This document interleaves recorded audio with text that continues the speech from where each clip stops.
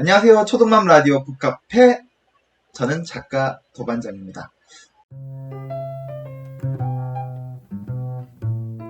오늘은요, 책과 소통하다라는 코너를 진행하려고 합니다. 책과 소통하다라는 코너는요, 감명 깊게 읽은 책들, 아니면 뭐 행복하게 또는 즐겁게, 그리고 뭐 어찌되었던, 세상에 수많은 좋은 책들이 많죠. 제가 읽었던 책들 중에서 어쩌면 전체 부분을 이해를 못할 수도 있고요. 어쩌면 전체를 너무나도 이해를 잘하고 감명 깊다 보니까 무엇을 어떻게 말해야 될지 전혀 모를 수도 있습니다. 자, 그래서 생각해낸 부분이요. 책 중에서도 한 구절구절, 저의 마음을 흔든 이야기들, 또는 저에게 감동을 주는 이야기들, 아니면 나는 그렇게 생각하지 않아 라고 할 수 있는 그런 구절들을 찾아서 여러분과 함께 이야기를 나누는 코너입니다. 물론 이 코너는 지극히 저의 개인적인 사상과 생각이 포함되어 있기 때문에요. 보편적인 여러분들의 생각에서 벗어날 수도 있다는 점, 이 점 양해 부탁드리도록 하겠습니다. 자, 초등맘 라디오 북카페 책과 소통하다. 첫 번째 책은요, 그냥 어쩌면 조금 쑥스러울 수 있는데, 보이시나요? 제 책으로 시작을 해볼까 합니다. 아무래도 좀 못해도 가장 편할 수 있고, 그러니까요. 제 책, 아빠가 육아를 시작한 후 바뀐 것들. 사실 저는 이 제목보다 육아는 왜 엄마만 해야 되나요? 이 제목이 사실 더 마음에 들었는데, 투표 결과, 여기 1등을 했기 때문에, 제목으로 나오게 됐죠. 이 책의 109페이지를 보면, 이렇게 한 여성분의 사진과 함께 글이 나옵니다. 이 페이지에 바로 그 타이틀 제목이요. 바로 내 인생은 내가 찾겠어입니다. 왜 내 인생은 내가 찾느냐? 육아를 사실은 이 책에 대해서 여러분들이 이제 책 제목만 보고 아빠가 읽어야 될 책이다. 우리 아빠에게 이 책을 소개해야 되겠다라고 많이 얘기를 하시는데, 사실 제가 이 책을 쓸 때는 엄마들에게 이 책을, 또는 앞으로 결혼하실 분들에게 이 책을 읽어보시라고 하는 게 사실 더 컸습니다. 이유는 제가 육아를 하면서 엄마들의 삶을 이해하게 된 거였고, 그리고 거기에서 깨닫게 된 부분에 대한 이야기들로 구성이 되어 있거든요.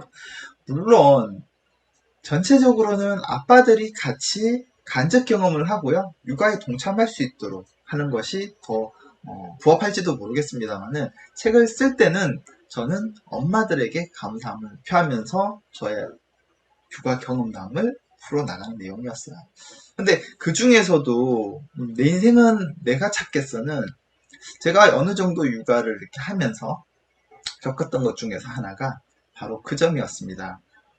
육아는 아빠 입장에서는 굉장히 외로울 수 있구나라는 거였어요. 왜냐하면 육아를 하면서 아빠들이 육아를 그렇게 많이 하지 않기 때문에 아빠들끼리 어떤 모임이라든지 뭐 이런 것들이 어려웠었으니까요.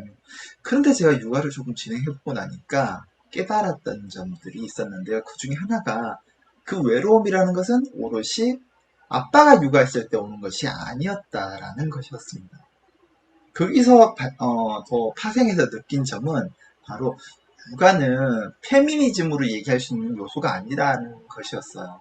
육아에 대해서 여성이 더 인정받고, 여성에게 더 해드려야 될 부분이 무엇인지, 이런 부분에 대해서 세상들은 얘기하고 남녀 평등에 대한 불평등을 얘기를 많이 했는데, 막상 제가 육아를 하고 느낀 것은 육아는 페미니즘으로 나눠서 할 수 있는 것이 아니라는 것이었습니다. 그럼 무엇이냐?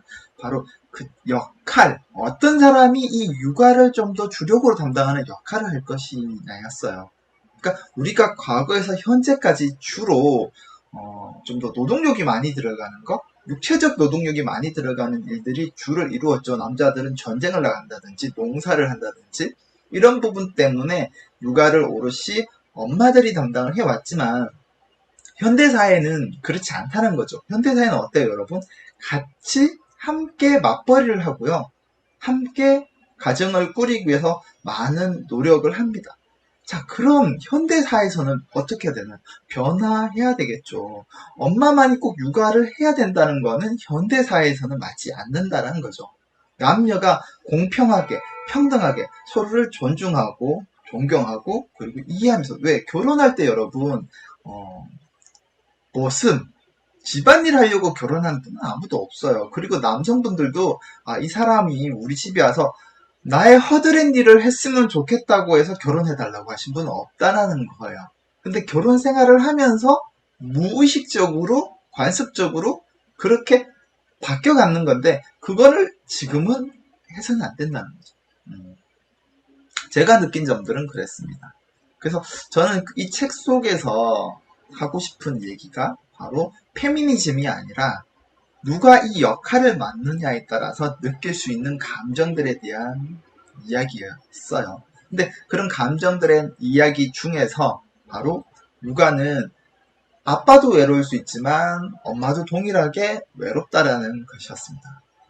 왜냐하면 엄마들이 기본적으로 출산을 하기 위해서 산후조리원이라든지 이런 곳에서 친구를 만들잖아요. 네.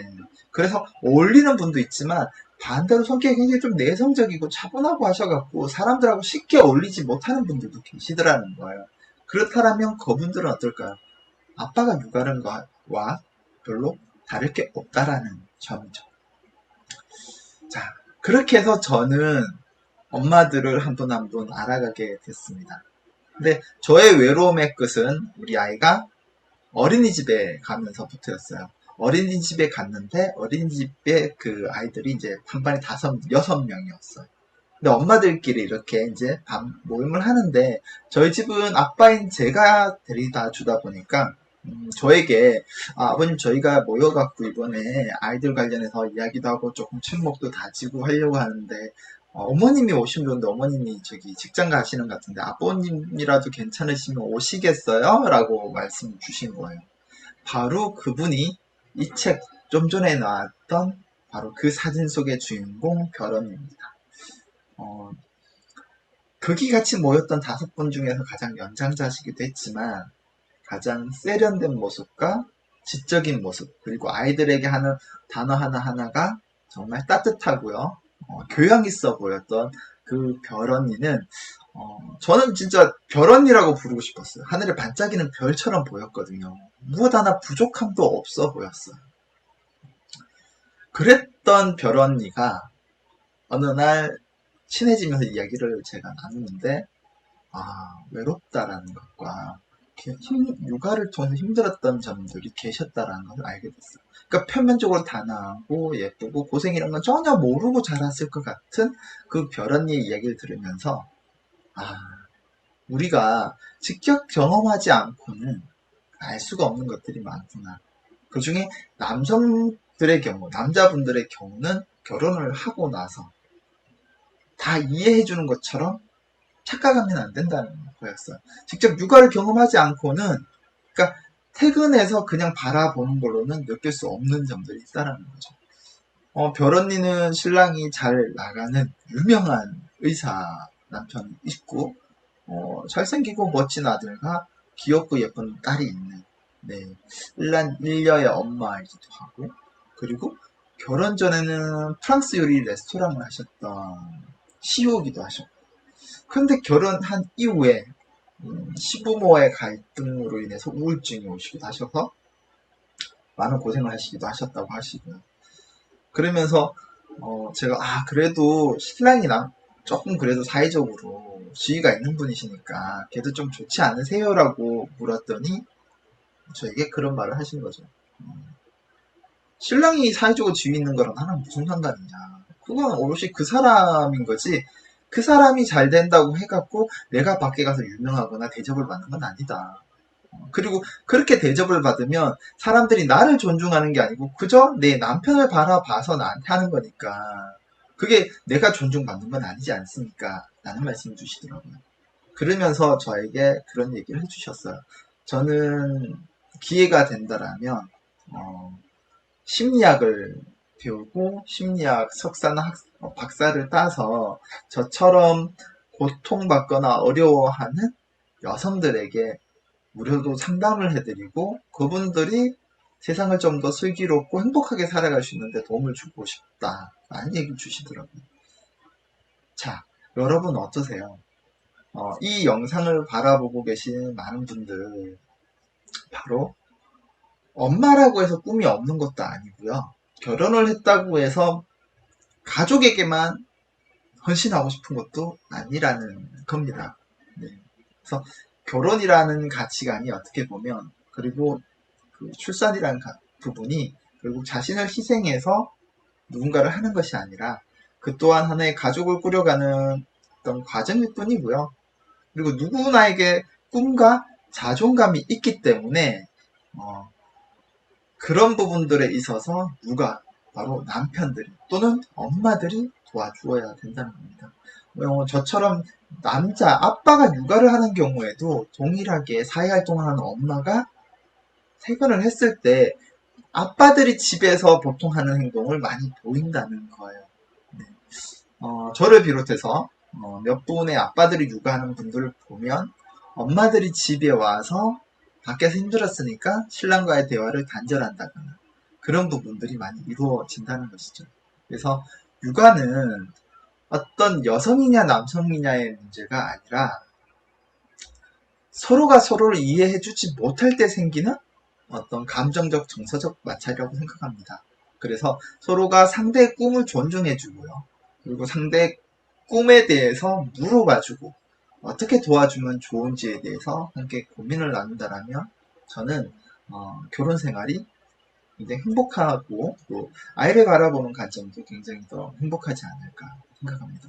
더불어서 엄마든 아빠든 육아를 하는 주 양육자가 어떤 꿈을 향해서 노력하는 모습을 아이들에게 보여준다는 건요. 아이들에게 뭐 수백 권의 책, 뭐 수천 번의 어떤 체험학습보다 더 가치 있고 또 행복한 일이 아닐까 생각해 봅니다. 책과 소통하다.